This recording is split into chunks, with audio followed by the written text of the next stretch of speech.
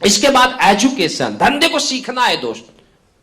हम सिखलाई पर हम बहुत ज्यादा फोकस करते हैं बार बार। आज एक डायमंड जाता है, प्लान देता है, रिजल्ट आ जाता है। एक सीनियर लीडर जाता है, प्लान देता है, रिजल्ट आ जाता है। एक फ्रेशर क्या करता है, 2 महीने काम करता है, 4 महीने काम करता है, 5 महीने काम करता है, 6 महीने काम करता है, और 6 महीने के बाद भी वो बंदा नेगेटिव रहता है। क्यों नेगेटिव रहता है? क्योंकि इसीलिए नेगेटिव होता है कि जब वो ग्राउंड में जाता है, बिना सीखे जाता है, प्लान करता है, बिना सीखे जाता है, फॉलोअप करता है, और 6 महीना से उसे रिजल्ट ही नहीं आता दोस्त। और जब रिजल्ट नहीं आएगा तो नेगेटिव होगा। दुनिया का जो सबसे बड़ा मोटिवेशन है वो किसमें? रिजल्ट में है। जब रिजल्ट आएगा तो पैसा आएगा, पैसा आएगा तो बंदा मोटिवेट होगा। जब रिजल्ट नहीं आएगा, हम उसे क्या वो बार बार मोटिवेट कर रहे हैं, लेकिन वो ग्राउंड में जा रहा है, ग्राउंड में उसे प्लान फॉलोअप करना नहीं आता है। क्या होगा? रिजल्ट नहीं आएगा। और जब रिजल्ट नहीं आएगा तो बिना रिजल्ट के हम कब तक मोटिवेशन में किसी को काम करा सकते हैं? 1 साल, 2 साल, 3 साल, 4 साल। 4 साल के बाद बंदा छोड़ेगा और क्या बोलेगा? और हमें उल्टा भला बुरा बोलेगा। क्यों? क्योंकि उसे हमने बिजनेस को नहीं सिखाया, उसको हमने प्रॉपर एजुकेशन नहीं दिया, उसे हमने प्रॉपर सिखलाई नहीं दिया। आज के बाद अगर आपको कामयाब होना है तो सबसे पहले आपको यह समझना पड़ेगा कि आपको वेल एजुकेटेड लीडर बनना पड़ेगा। Well educated leader, well talented leader, well educated.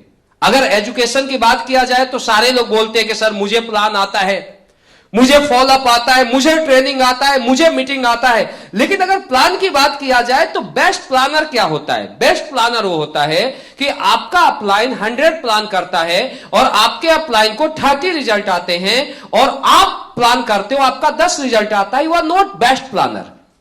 आपका अपलाइन जाता है ट्रेनिंग लेने और रिजल्ट क्या होता है? डबल हो जाता है। आप ट्रेनिंग लेने जाते हो, रिजल्ट वहीं का वहीं रहता है। You are not best trainer. Best planner, best closer, best trainer किसे बोलते हैं? बेस्ट प्लानर का मतलब है कि अगर आपका अपलाइन 100 में से 30 रिजल्ट आता है, आपका 35 रिजल्ट आना चाहिए। आपका अपलाइन कहीं अगर नहीं गया, आपने अपलाइन का टाइम लिया, और अपलाइन हो सकता है ट्रैफिक में फंस गया, अपलाइन हो सकता है घर में कोई प्रॉब्लम आ गया, और आप अगर स्टेज पर खड़े हो जाए, तो दोस्तों अपलाइन की कमी नहीं खलनी चाहिए। You are best trainer. ध्यान देना मेरी बात। लीडरशिप का मतलब क्या है? लीडरशिप का मतलब यह है कि अपलाइन का आप कार्बन कॉपी बने। ध्यान देना मेरी बात। Carbon copy. मैं धंधा किया, ध्यान देना, मैं धंधे में क्यों यहां पहुंचा? क्योंकि मुझे धंधा आता है। मैं अपलाइन को सारा श्रेय देता हूं, अपलाइन को मैं रोल मॉडल मानता हूं, अपलाइन को मैं सब कुछ देता हूं, लेकिन धंधे में मैं यहां पर पहुंचा क्योंकि I am educated leader. Anuj sir पहुंचे क्योंकि ये एजुकेटेड लीडर हैं। डायमंड यहां बने क्योंकि ये एजुकेटेड लीडर है। ध्यान देना मेरी बात। अगर आपको कामयाब होना है दोस्त, तो इस बिजनेस को आपको सीखना पड़ेगा। बिना सीखे आप बिजनेस करोगे, आप बिजनेस में फेल होगे। ध्यान देना। आज के बाद आपको जो भी सिखलाई लेनी है, रिजल्ट ओरिएंटेड सिखलाई लेनी है। अगर मैं शुरू से आज तक काम किया, मुझे अगर कोई यह बोल दे कि शिव कुमार सर मैं दिल्ली में आपको छोड़ देता हूं, मैं ग्राउंड पर हर दिन जाके 100 एसपी 200 एसपी निकाल सकता हूं, हर 200 एसपी। मेरा जो क्लोजिंग होता था ना सर, 1400-1500 एसपी होता था वीकली फ्रेशर लेवल पर। मुझे याद है कि कभी भी मेरा ऐसा नहीं हुआ कि 1500 एसपी का क्लोजिंग नहीं गया। आज तक हमने अपलाइन से रेफरेंस नहीं मांगा। वाई? मेरी बात समझो सर। अगर 1 महीना हम अपलाइन के पीछे भागेंगे, 6 महीना पीछे भागेंगे, तो अपलाइन हमें 2-4 रेफरेंस देगा। लेकिन अगर हमें धंधा आता है, हम धंधा को खुद सीखेंगे, तो दोस्त 1 महीने में 50-60 ज्वानी निकाल लेंगे। मेरी बात समझ आ रही है? तो आज के बाद आपको क्या करना है? धंधे को सीखना है। आपको सबसे पहले वेल प्लानर बनना है, फिर क्या बनना है? वेल ट्रेनर बनना है, वेल काउंसलर बनना है।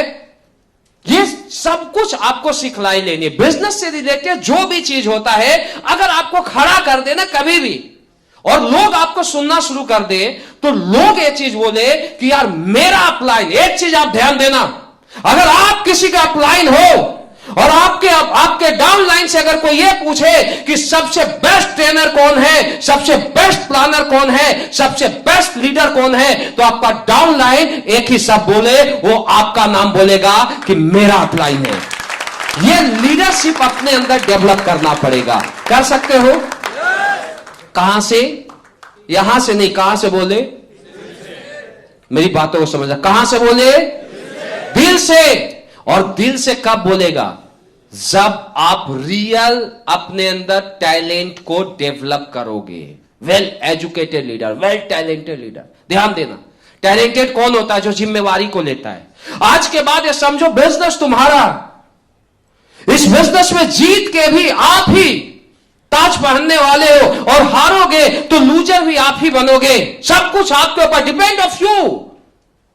दुनिया का सबसे बड़ा बिजनेस आपको मिल चुका है। दुनिया में आप अपना पताका फहरा सकते हो।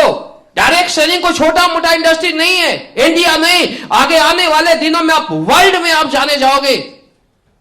तो दोस्तों, अगर वर्ल्ड डायरेक्ट सेलिंग का आपको बड़ा लीडर बनना है, बड़ा ब्रांड बनना है, तो अपने आप को वेल एजुकेटेड, वेल टैलेंटेड आपको बनाना पड़ेगा।